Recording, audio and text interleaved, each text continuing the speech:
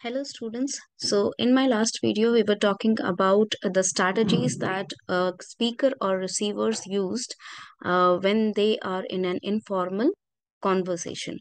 So till now, we have looked up upon the five strategies: turn talking, interrupting, agreeing and disagreeing, back channeling, and returning to the topic. The sixth one that we are going to discuss the rest of them in this video. So the sixth one is topic shift. For example, sometimes you feel like two people who are having different opinion about a certain strategy or something or the other, they're leading this conversation to an aggressive and something violent explosion.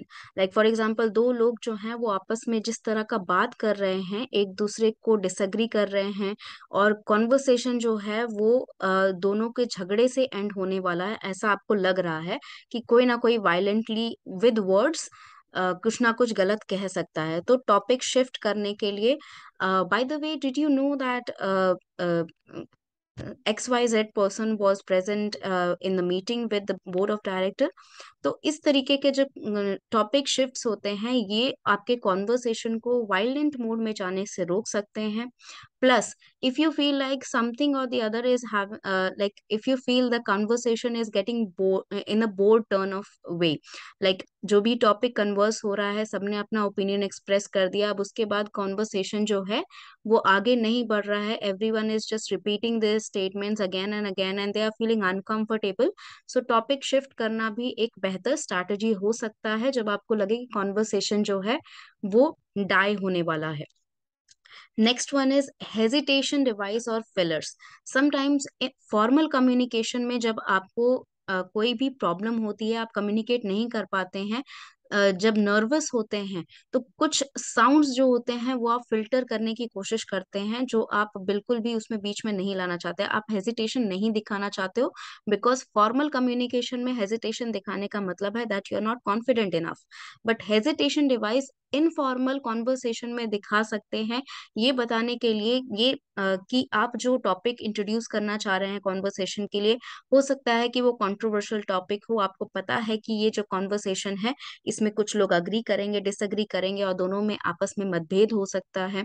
या फिर कभी कभार hesitation इस वजह से भी होता है क्योंकि आपके पास पूरी इंफॉर्मेशन नहीं है, आपको बस आधी अधूरी इंफॉर्मेशन मिली है, and you do not want to create like a panic situation in the people, in the members that you are having a conversation with.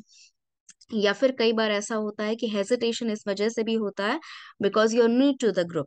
ठीक है, आप नए हैं, आपको नहीं पता है किस तरह रिस्पॉन्ड करना है, क्योंकि टॉक तो यहाँ पर स्मॉल टॉक हो रहा है, इनफॉर्मल कॉन्वर्सेशन हो रहा है, so you feel like they all are free, the other people who are having a conversation, they are very free in communicating with each other, and they can speak anything without taking them to the heart, without the words getting hurt by someone. So you feel very hesitant कि मुझे मेरा बोलना सही रहेगा या नहीं रहेगा, क्योंकि you are new, you may say speak something in a humorous way, but क्योंकि आप नए हैं तो आपका इंटेंशन क्लियर नहीं है सबके सामने, तो आपको हेजिटेशन होगी उस ह्यूमर को सामने रखने में। You can not make jokes with some strange people who are you are new to with. तो इसी वजह से हेजिटेशन फिलर्स जो होते हैं, कई बार हेजिटेशन दिखाना भी जायज होता है इनफॉर्मल कम्युनिकेशन में, एटलीस्ट जहां पर सामने वाले को पता चले कि आपको नहीं पता है कि कॉन्वर्सेशन किस तरह लीड करना है, because you are new, or the topic that you are introducing might be something controversial.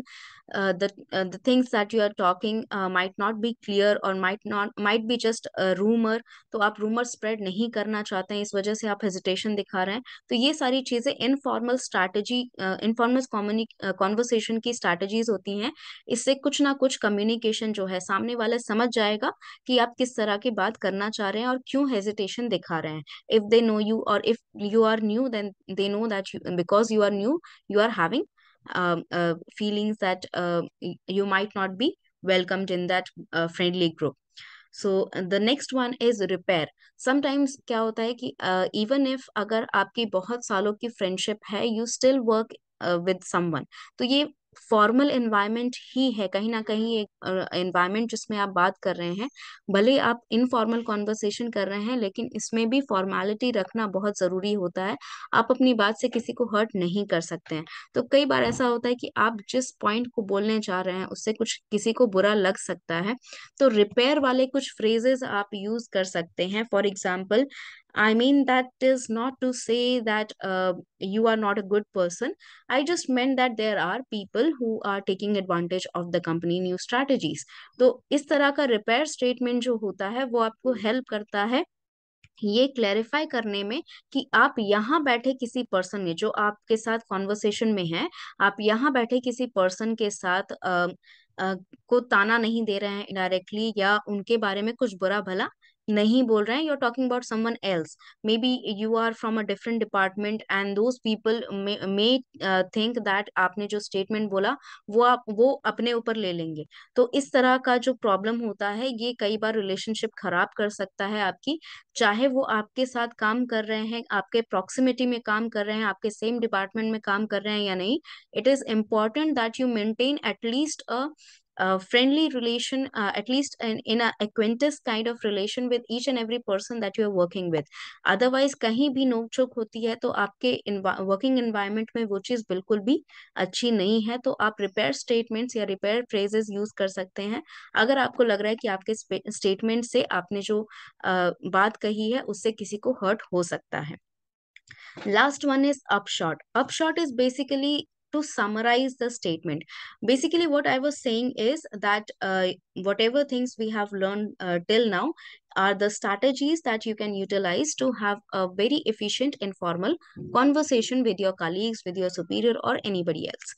तो ये upshot जो होता है ये आपको जो भी आपने बात कही है, जो भी आपका डिस्कशन चल रहा था जिस भी मैटर पे, जैसे जो मैंने कहा आपका एक नया फॉर्मेट जो आया है उसके बारे में आप डिस्कस कर रहे थे आपस में 4-5 लोग, तो आपने जो भी सबने अब जब अपना ओपिनियन रख दिया तब आप कोई एक पर्सन उस कन्वर्सेशन को कंक्लूड करता है कि बेसिकली हमारा यहाँ कंक्लूजन निकला कि 4 पर्सन यानी कि कुछ लोग अग्री कर रहे हैं इस फॉर्मेट से, कुछ लोग अग्री नहीं कर रहे हैं, but since the number of people who are agreeing is more, तो we have to just wait and watch who is correct and not. ठीक है, इस तरह का आप कॉन्वर्सेशन को कंक्लूड करते हैं। And it is very important that the conversation be concluded, otherwise left out feel हो सकता है कुछ लोगों को कि हमारी बात जो है वो सुनी नहीं गई है। तो जब भी आप इनफॉर्मल कॉन्वर्सेशन कर रहे हैं always and it with an upshot, that is summarize the conversation that you had with the other people. Thank you so much. So I hope you understand all the points of the strategies that you can utilize to have an efficient conversation, the informal conversation in your working environment. If you have any doubt, just leave a comment and we will discuss it in the next video. Thank you.